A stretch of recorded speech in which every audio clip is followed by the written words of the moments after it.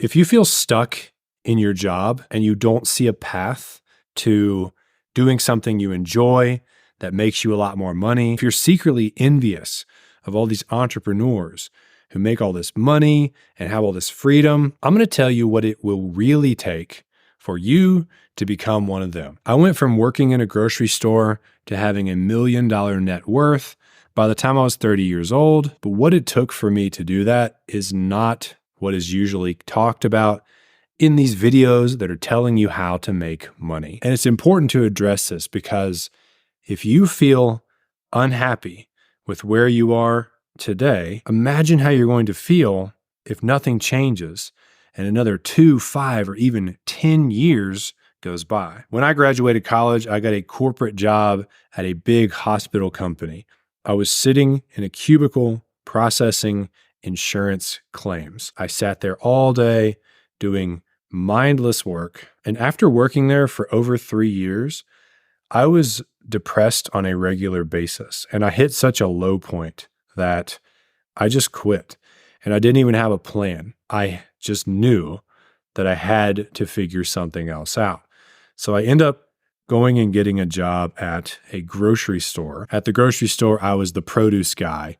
So I wore an apron and I hydrated the heads of lettuce and I stacked the apples in a nice pile. And I know that sounds like a dumb plan to quit a corporate job and go work at a grocery store, but I needed some space to think. When I was at that grocery store, I noticed some changes within myself. Like I bought a book called Rich Dad, Poor Dad, which is about how to become financially free. I started to talk to the customers that came in the store, which is something an introvert like myself usually does not do. And I would say, hey, what's your name? What do you do for a living? And I got really interested every time I met an entrepreneur. I wanted to know how they quit their job and started working for themselves and how it was going. And I met all these cool people, like a dude who made his own candles for a living, a couple of hippies who reeked of BO, who started a successful juice company. And I met a young guy who flipped houses, and I was really interested in his business. After I annoyed that guy enough, he agreed to mentor me and he taught me how to find real estate deals. Over the next year, I found him 8 properties and he paid me $1,000 each. So I made $8,000, but I also learned a lot. And at the end of that year, I felt comfortable enough to go out on my own.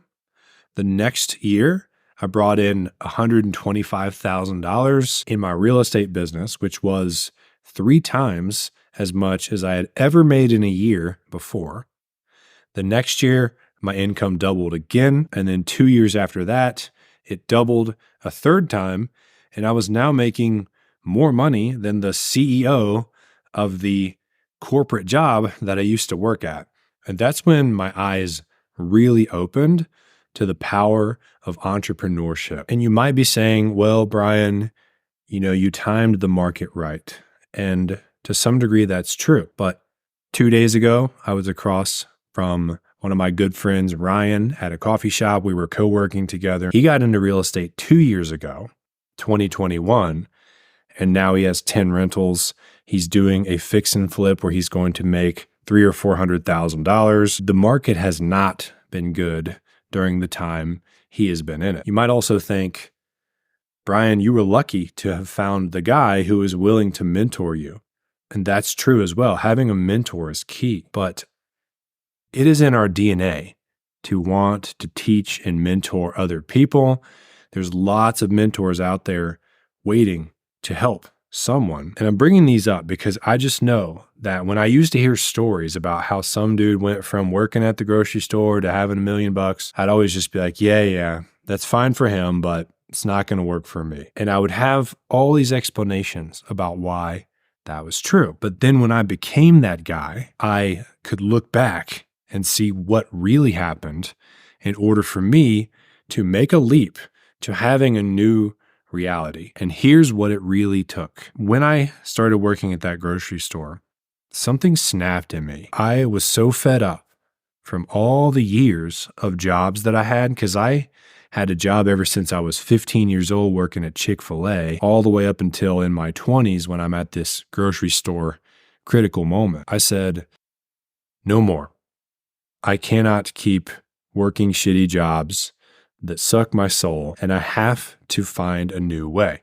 So I literally burned my boats. I drew a line in the sand and I said, I'm going to create a new reality. Alex Hormozy has a saying that summarizes this well. He says, instead of saying, I will do my best, say, I will do what is required. There is a huge difference between those two. I will do my best.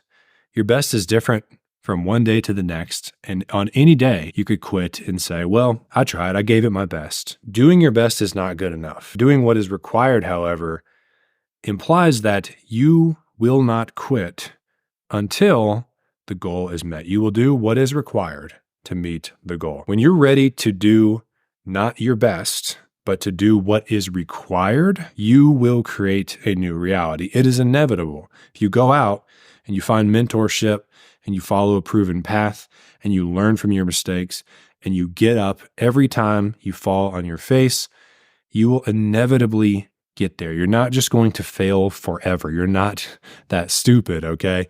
Everybody figures it out eventually, but not when they're standing still. You cannot be, oh, I got this job and I'm dabbling in this thing on the side. I have 1 foot in, 1 foot out. That didn't work for me. I had to draw a line in the sand while I'm sitting there with the apron on in the kitchen at the grocery store and say, enough is enough. I will do what is required to create a new reality. I want you to think about the ancestors in the country that you live in when they settled your country. That moment when they had to forge into the dark with their torches and they had no clue what was ahead of them. They were probably terrified, but they knew that where they were going had to be better than where they came from. They had to pioneer and attempt to find something new. And if they had not done that, then we would not have these beautiful countries that have been settled and established that we get to enjoy now. And when you go from your comfort zone out into a new territory, you are like your ancestors. You're carrying the torch.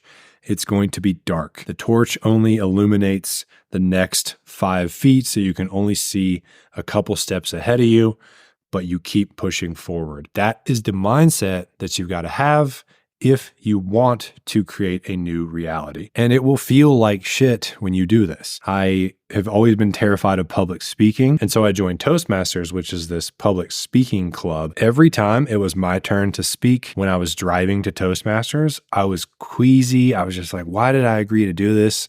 This is stupid. I was just anxious and I did not feel good. But then after I gave my speech, I sat down and I felt like warm inside and I was just proud of myself because I got out of my comfort zone that day. If you want to create a new reality, you have to be willing to feel the way I felt on my way to those Toastmasters speeches. You have to feel like shit because you're not comfortable anymore.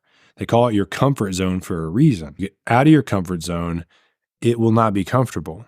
But the new reality that you dream about, that you want to create, is outside of your comfort zone, okay? And that is what all these money-making gurus will not. They will just try to sell you their course on how to make 10 grand a month. And then the course is going to have to ask you to do stuff that's outside of your comfort zone because growth does not happen inside comfort zones. It just can't. And then you'll go through the course and you'll hit module 3 and it's asking you to do something like reach out to 10 people and propose to work with them. You're like, oh, hell no, that's out of my comfort zone. Shut the computer, go grab some dessert, do something else, distract yourself, and stay exactly where you are. But I would ask you to think about it this way. What is going to be more uncomfortable in the long run? To stay in this place of like, I'm not happy, but I'm just comfortable. I got the golden handcuffs for 30, 40, 50 years, or to spend 1 or 2 years getting out of your comfort zone to create a new reality. Because you don't have to stay out of your comfort zone forever. What is initially uncomfortable becomes comfortable after you do it. So you see someone who has a greater reality, one that you would want, those people aren't constantly uncomfortable. you can be happy with having $1 million and just go back to chilling. But making the leap from where you are to there will require you to get out of your comfort zone. And lastly, I have some good news. The world we live in today has made it a little easier for you to begin to walk out of your comfort zone and to explore new territory. If you're not familiar with the online education business, it is the opportunity of today. It is doing hundreds of millions of dollars a day in sales, and it's growing so fast that it's on track to be doing $1 billion per day within a few years. This business costs nothing to start other than your time. So there's not the huge risk you have to take, like when I had to quit my job and go into real estate full time. It will require you to do things that are out of your comfort zone, right? Some people are terrified to film a video like this and put it on the internet. And so there it is. You're going to have to do something that you're not comfortable with, but you can more gently ease out of your comfort zone than you used to be able to before we had the internet, social media, and all these tools. I've written a book that is the comprehensive guide to answering all these questions, so you can go out and begin to get your first clients and gradually replace your income with this online coaching or education business. You can grab a copy of my book, Nail Your Niche, at nailyourniche.net. It comes with a bunch of bonuses that are going to help you grow your business. Lastly, if you want to learn how you could ever even get clients without a following, without a social media account, check this video out. Subscribe if you're new. I appreciate you being here, and I will see you soon.